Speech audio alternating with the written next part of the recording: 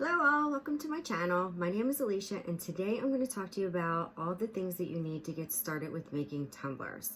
I've been asked, what do you need? Do you need a lot? And at first I was like, nah, you don't need too much. And then I realized as I was putting everything together, you kind of do need a lot of stuff. So be prepared to spend some money. All right, so I'm going to go through the list and then I'm going to talk a little bit more about why you're going to be using the things you're using. And this is kind of for the bare minimum basic. It's not anything crazy. So we're going to start with cup turner, which all of these things you can buy in Amazon, on Amazon, in Walmart, or any of your craft stores. Hobby Lobby, Michael's, Joann Fabric, any one of those will carry. I know Michael's, I think, carries cup turners, but I got mine from Amazon. Okay, you're gonna need a tumbler. So this one I got from Annie Up Graphics. This one is a 20-ounce skinny straight tumbler. These are my absolute favorites.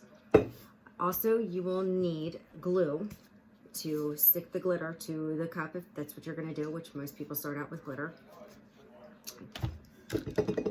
91% alcohol, sanding blocks, torch, heat gun, epoxy, part A and part B, paper towels, coffee filters, acetone, spray paint and clear gloss, a brush to put the Mod Podge on with, a craft knife, mixing cups and a stir stick, and your glitter. And this beautiful glitter is called Fresh Snow. It is by Glitter Makes It. I will link them down below. They have awesome, gorgeous glitter, great prices, awesome customer service, fast shipping.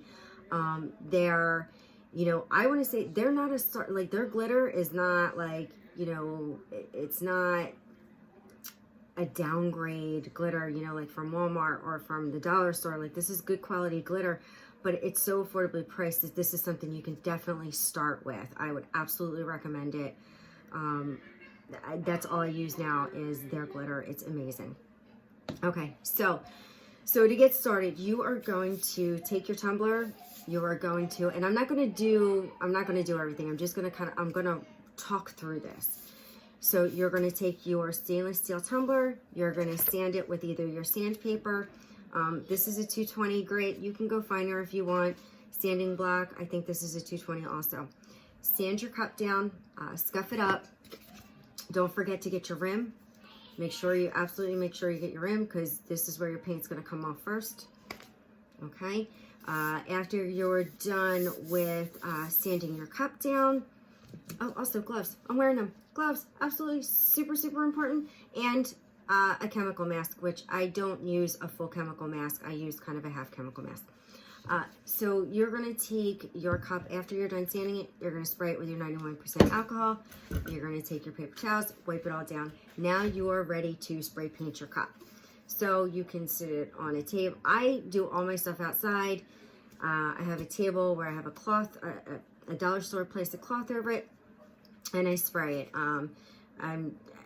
Somebody I'm sure has a video on how to spray paint a cup. You just take your spray paint, you shake it up 12 inches away, spray your cup nice, even short sprays, because you don't want any runs. Let your cup dry.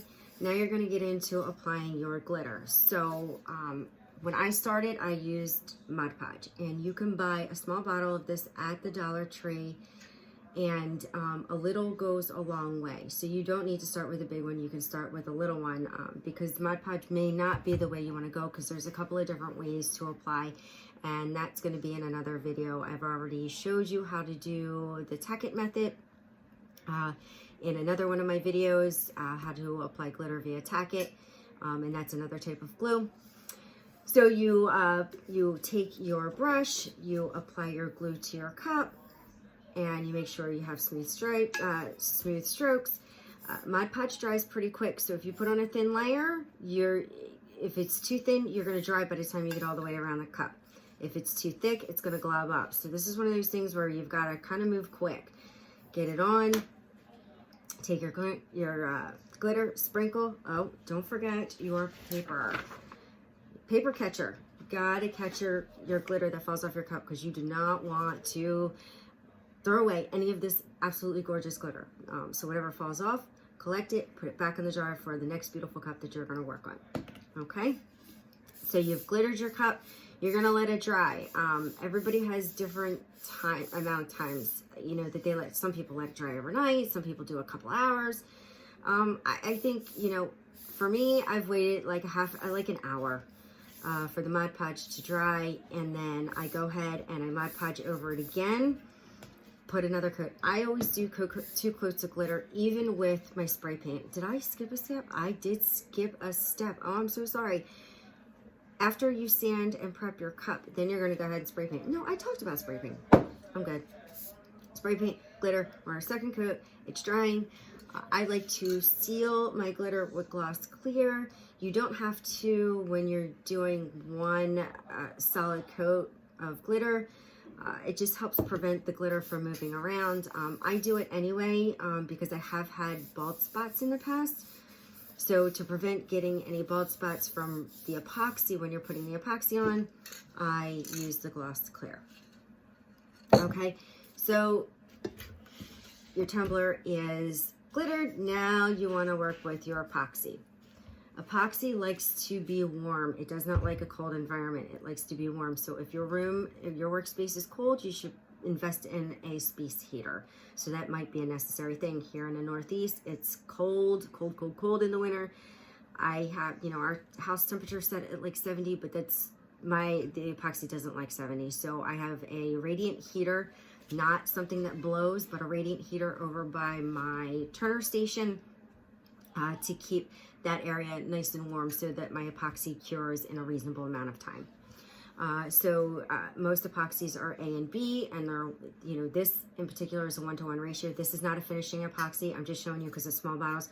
My other bottles are gallon bottles, so they're big. So I'm just showing you these for the purposes of showing you epoxy, because this is a quick coat and it dries much quicker, but it is not a final coat epoxy. So you mix these together, do a 1-to-1 ratio in your mixing cup with your stir stick. I save my stir sticks. I wipe them off with my paper towel. Actually, I don't wipe them with paper towels. I wipe them with coffee filters. Why coffee filters? Because coffee filters do not have that thread. So if you rip off a paper towel, you'll see there's like particles from it, and that stuff will get into everything. So paper towels or coffee filters don't have that. So you're going to use your coffee filters when you're wiping off your stir sticks so that you don't get any lint stuck to it, because lint is bad, and lint, a lot of times you can't see it and it gets into everything, including your epoxy. So that's why we have that. So you're going to put your epoxy. So the heat gun I use, number one, to warm up my cup. That's going to help the epoxy spread nicer. You can also use a blow dryer. I started out with a blow dryer. I didn't have a heat gun. Blow it down, make the cup nice and warm. I heat up my epoxy to make it nice and flow really well. It does help pop bubbles, but you're going to have, it's really hard to mix epoxy and not get bubbles. So slow and steady is really the best way to do it to get the least amount of bubbles. If you get the bigger bubbles, it's not as much of a worry as the micro bubbles. The micro bubbles will kill your cup. So I stir nice and slow. I put some heat on it, and I have my little torch, which helps pop the bubbles before I pour it on my cup, and then after I have spread my epoxy, I then take my torch and I move it real fast, let the cup turn, and that helps bring the bubbles to the top and pop them. And then once you're done that, I cover them. I made a cover for my tumblers because no matter how much lint I tried to keep down and dust, I always seem to get it on my cup. So I made a box cover to keep the lint and stuff off. So once you have got 2 coats on there, just say your cup is done. You put your vinyl on, your cup is all done. now you need to clean your rim. Rims get dirty, they get epoxy, they get paint. If you get paint, somebody had asked me too, they said, how do you avoid getting spray paint on the inside of the cup? Me, I don't worry about avoiding getting spray paint in the cup because the acetone takes it right off. Acetone with a paper towel or a cotton ball or the coffee filters, it comes right off. Now, if you have epoxy up at the top, that's what you're going to need your craft knife for. And you're going to just gently scrape off the epoxy. Now, I do that after my second coat because I never finish a cup with just 2 coats. That's just, the first 2 coats of epoxy are the first 2 cuts. And then after that, I could do up to another 3 coats depending on what I've got on my cup. So after my second coat of epoxy, that's when I go in and I clean my cup. I get all the spray paint out, I get the excess epoxy because I want a nice seal at the top, and I don't want the last thing I do to be scraping epoxy with my craft knife. Okay, so once your cup is done, I wash it with Dawn dish soap on the inside and the outside, shine it all up, and then I take my pictures. So I think that is about it. If I missed anything and somebody realizes I skipped a step, please comment down below. If you think there's anything that I could do better as far as prep or other things that are needed that I have forgotten, please comment below. I'm always open to suggestions. Don't forget, oh, gloves. We got to talk about gloves. Gloves, nitrile gloves are recommended. Or did I talk about that? I might have to cut this out. We'll see. Nitrile gloves or the blue gloves are recommended. I've been having trouble getting them for a reasonable, and I go through a lot of gloves. Usually buy them off of Amazon, but with COVID, nitrile gloves were impossible to get in like April and May and stuff. So I use these vinyl gloves. I'm not allergic. A lot of people have allergies to epoxy, so they need the nitrile gloves.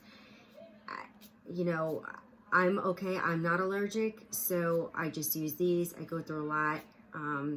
Also with the chemical mask, I don't have a full chemical mask. I have a half mask. It is a dust mask, but it does have filters in it. It's supposed to filter out all the small particles or whatever.